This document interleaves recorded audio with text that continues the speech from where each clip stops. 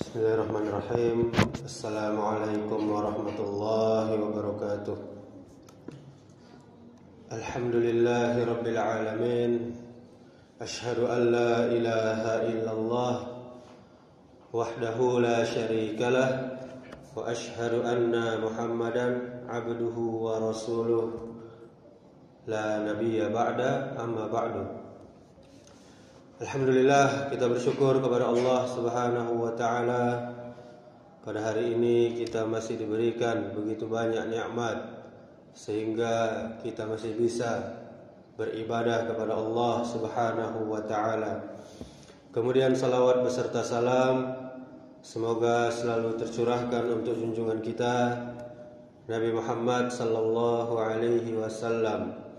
Allahumma shalli ala Muhammad wa ala ali Muhammad. Kaum muslimin, kaum muslimat, jamaah salat zuhur yang dimuliakan Allah Subhanahu wa taala. Al-Imam Ibnul Qayyim rahimahullah pernah berkata, al-hayatul haqiqiyyah at-tayyibah hiya hayatu man istajaba lillahi war rasuli sallallahu alaihi wasallam zahiran wa batinan fa haula'i humul ahya'u wa in matu wa ghairuhum amwatun wa in kanu ahya'al abadan.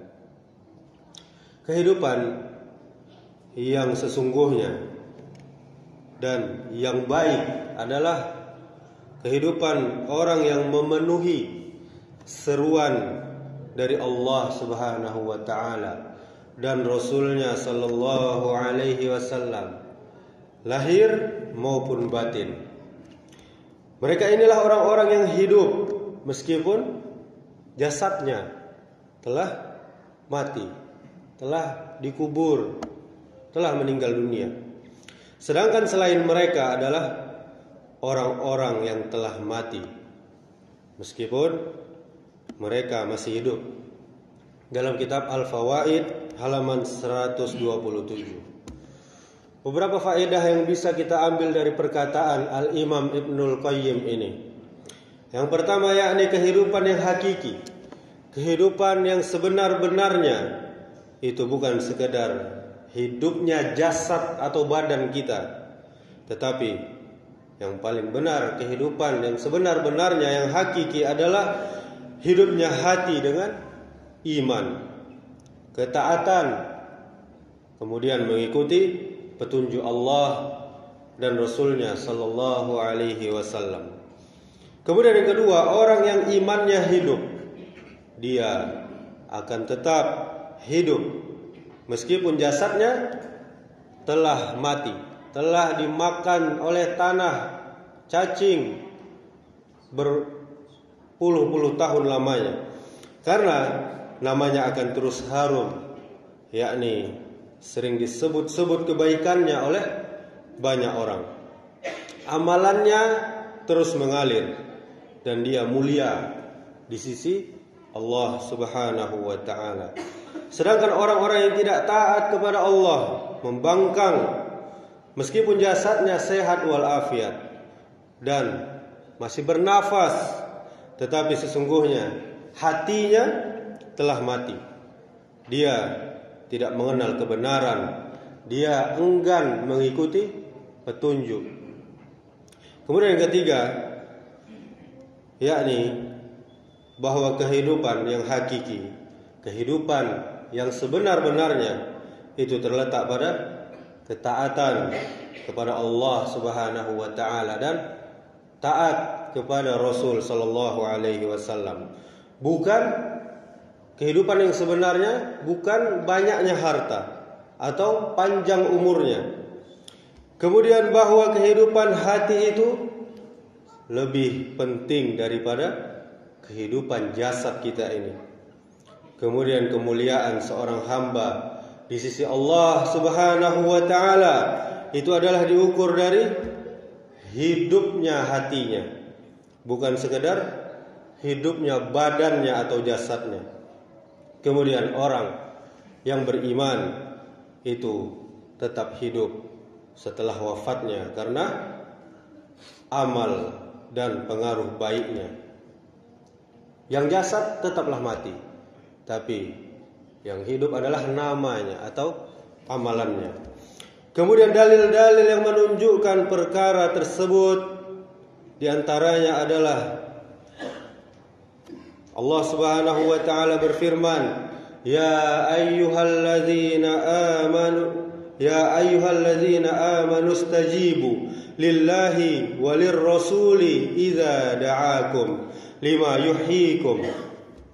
Kata Allah, wahai orang-orang yang beriman, penuhilah panggilan, penuhilah seruan Allah dan Rasulnya apabila Rasul menyeru kalian kepada sesuatu yang memberi kehidupan kepada kalian. Dalam surah Al-Anfal ayat 24. Makna yang memberi kehidupan di sini adalah yang menghidupkan hati dengan iman, dengan ilmu, dan dengan amal soleh. Kemudian dalil yang menunjukkan bahwa kehidupan yang baik itu adalah untuk orang-orang yang beriman dan beramal soleh. Allah Subhanahu wa taala berfirman, "Man amila salihan min zakarin aw unsa wa huwa mu'minun falanuhyiyannahu hayatan thayyibah." Barang siapa mengerjakan amal soleh, baik laki-laki maupun perempuan, dalam keadaan dia beriman, maka pasti akan kami berikan kepadanya kehidupan yang thayyib, yang baik. Surah An-Nahl ayat 97. Kemudian dalil yang menunjukkan bahwa orang-orang kafir itu hatinya mati meskipun jasadnya masih hidup. Allah Subhanahu wa taala berfirman, "Innaka la tusmi'ul mauta." Sesungguhnya engkau wahai Muhammad tidak dapat membuat orang yang telah mati itu mendengar. Surah An-Naml ayat 80. Yang dimaksud dengan orang-orang yang telah mati di sini adalah orang-orang yang hatinya mati. Kenapa hatinya mati? Karena kufur dan enggan menerima kebenaran. Kaum muslimin, kaum muslimat, jamaah zuhur yang dimuliakan Allah Subhanahu wa taala, hati yang mati adalah hati yang jauh dari Allah Subhanahu wa taala, tertutup dari cahaya kebenaran. Bagaimana ciri-cirinya? Bisa kita lihat ciri-cirinya. Dia tidak mengenal Allah Subhanahu wa taala. Dia lalai dari zikir dan ibadah. Dia tidak peduli mana halal, mana haram. Kemudian ciri-cirinya, dia mencintai dunia sangat berlebihan. Dia menjadikan hawa nafsu dan dunia sebagai tujuan utama dia. Kemudian ciri orang yang mati hatinya adalah dia tidak tersentuh oleh ayat Allah Subhanahu wa taala. Mendengar nasihat, mendengar ayat Allah dibacakan kepadanya, tapi tidak bergetar atau tidak berubah kesehariannya, perilakunya, akhlaknya.